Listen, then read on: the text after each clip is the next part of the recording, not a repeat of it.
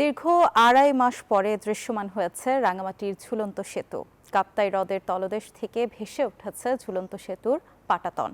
তাই পর্যটকদের জন্য নিষেধাজ্ঞা তুলে নিয়েছে পর্যটন কর্তৃপক্ষ। চলছে সংস্কার কাজ। এদিকে শুক্রবার ছুটির দিন হওয়ায় এরই মধ্যে পর্যটক আনাগোনা বেড়েছে ঝুলন্ত সেতুতে।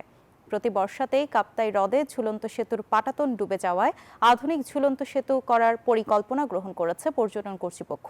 চলতি বছরের 10 জুনের দিকে রাঙ্গামাটি কাপ্তাই হ্রদের পানিতে ডুবে যায় ঝুলন্ত সেতুটি। সে সময় পর্যটকদের জন্য সেতুতে চলাচলে নিষেধাজ্ঞা আরোপ করা হয়েছিল।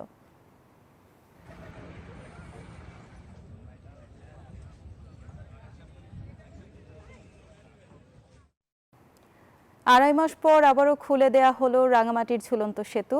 এ নিয়ে আরও খবর জানাতে যুক্ত হচ্ছেন সহকর্মী ফাতেমা জান্নাত মুমু। মুমু, দীর্ঘদিন পর তো খুলে দেওয়া হয়েছে ঝুলন্ত সেতু, এখন পর্যটকদের ভিড় কেমন দেখছেন সেখানে? ধন্যবাদ আপনাকে। মোটামুটি ভিড় জমছে রাঙামাটিতে পর্যটকদের, যেহেতু দীর্ঘদিন পরে পর্যটনের যে ঝুলন্ত সেতুটি সেটি কাপ্তাই হ্রদ থেকে ভেসে উঠেছে। এই খবর এখনো অনেক পর্যটক হয়তো জানে না, সেজন্য দূর দূরান্ত থেকে পর্যটকদের আগমন তেমন একটা চোখে পড়েনি।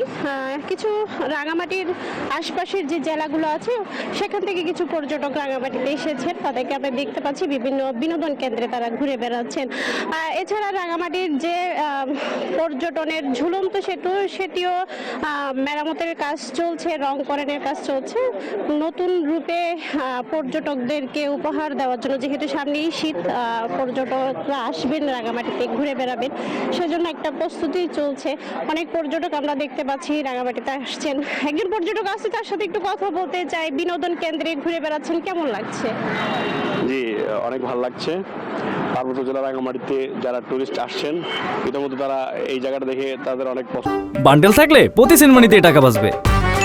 বিকাশ সেনমানি বান্ডেল কিনে জিতুন প্রতি লেনদেনে। পছন্দ হচ্ছে এবং রাঙামাটি শহরের যারা বাসিন্দা আছেন তারা কিন্তু এই জায়গাটা এসে অনেক আনন্দ উপভোগ করছেন এবং সড়ক জনপদকে ধন্যবাদ। এরকম অসংখ্য ধন্যবাদ। আর রাঙামাটির যে বিনোদন কেন্দ্র, সেখানে ঘুরে কেমন লাগছে, আর কি কি থাকলে ভালো লাগতো? খুবই ভালো, অত্যন্ত পর্যটকের জন্য। সামনে শীতের মৌসুম, পর্যটক আসলে খুবই ভালো। এখানে একটু দোলনা থাকলে বাচ্চাদের জন্য খুবই ভালো হতো। অসংখ্য ধন্যবাদ। আর রাঙামাটির যেহেতু ঝুলন্ত সেতু, রাঙামাটির বিভিন্ন বিনোদন পার্ক এবং DC bungalow park, Polwel park, এছাড়া রাঙামাটি কাপ্তাই আসামবস্তি যে সড়কটি, সেটিও পর্যটকদের জন্য বিশেষ আকর্ষণীয় একটি জায়গা। রাঙামাটি যেহেতু রূপ এবং বৈচিত্র্যের কমতি নেই, তাই প্রকৃতগতভাবে রাঙামাটিতে কিন্তু অসংখ্য পর্যটন স্পট গড়ে উঠেছে। বিশেষ করে কাপ্তাই লেক, সুবলং ঝর্ণা, সবাই কিন্তু সেই কাপ্তাই লেকের মনোরম দৃশ্য, স্বচ্ছ জলধারা উপভোগ করতে পছন্দ করেন। যেহেতু দীর্ঘ বছর ধরে রাঙামাটির এই কাপ্তাই হ্রদ পর্যটকদের কাছে খুবই পরিচিত একটি জায়গা এবং এই হ্রদ ঘিরেই আসলে রাঙামাটির বিভিন্ন বিনোদন কেন্দ্রগুলো বিশেষ করে গড়ে উঠেছে।